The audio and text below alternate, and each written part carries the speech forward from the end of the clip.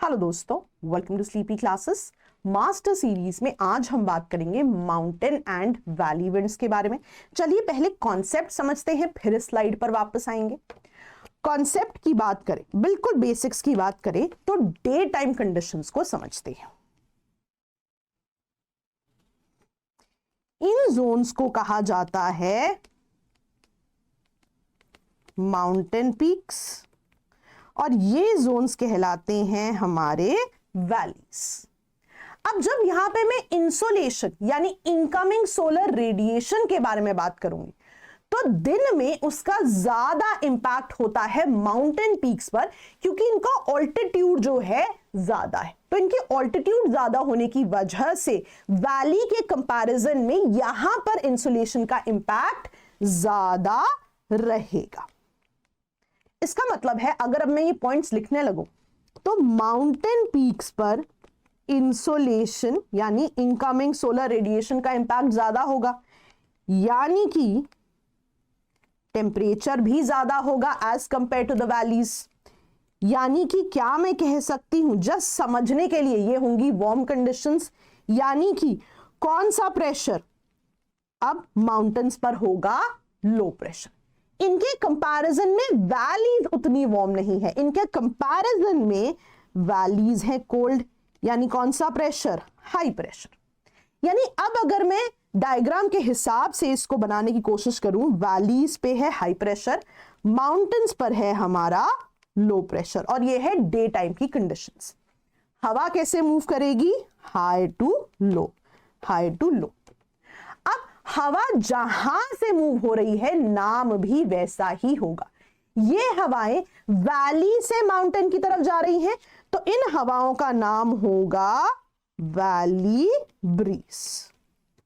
ये थी हमारी दिन की कंडीशंस। नाइट की कंडीशंस की बात करें, दोबारा बेसिक से समझते हैं।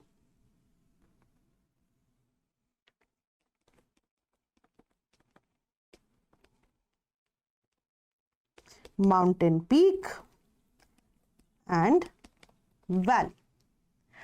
अब अगर हम रात की कंडीशंस की बात करें तो माउंटेन पीक्स जो हैं टेरेस्ट्रियल रेडिएशन को लूज कर चुकी हैं।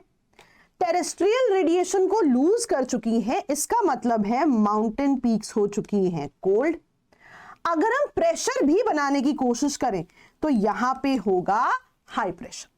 तो अब रात में क्योंकि माउंटेन पीक्स टेरेस्ट्रियल रेडिएशन को लूज कर चुकी हैं, इस वजह से वो हो चुकी है कोल्ड, वहां मिलेगी हमें कोल्ड एयर, और कोल्ड एयर बीइंग डेंसर हम देखेंगे डिसेंड करेगी टुवर्ड्स द वैली।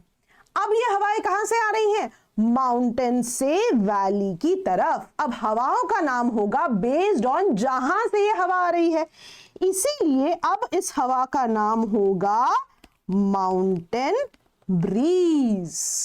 तो कॉन्सेप्ट हमारा यही है। अब अगर कंटेंट पे वापस जाएं, दिन में क्या हो रहा है, जो स्लोप्स हैं वो हीट अप हो जाती है।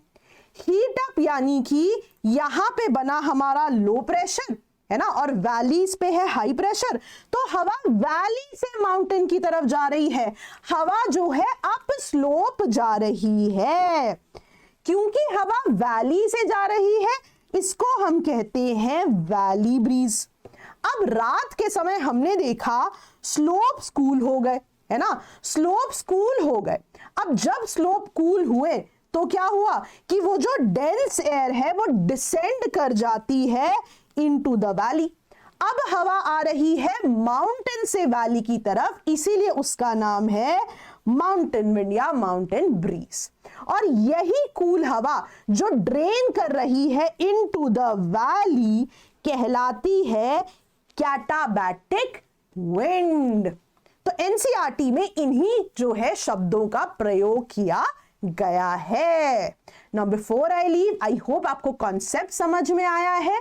फाउंडेशन बैचेस की डिटेल्स यहां पे हैं, बहुत ही डिटेल्ड कंपैरिजन है, जरूर इनको जो है ध्यान दें, जरूर इस प्रोग्राम को कंसिडर करें। Thank you so much all of you, best of luck.